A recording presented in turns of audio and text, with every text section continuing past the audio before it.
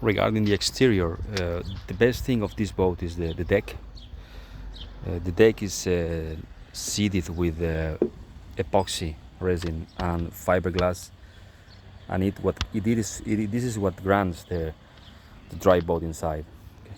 The house is in very good condition outside, also inside, but actually outside looks very good. Inside needs some painting, as I said before.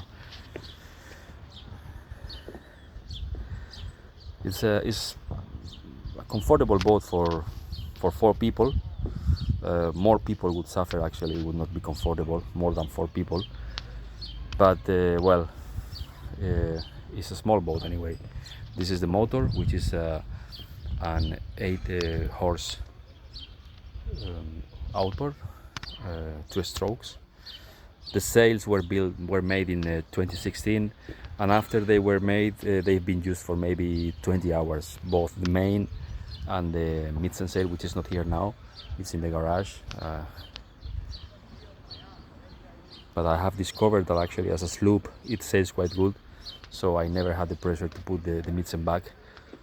Only for some sailing I would recommend to install it back.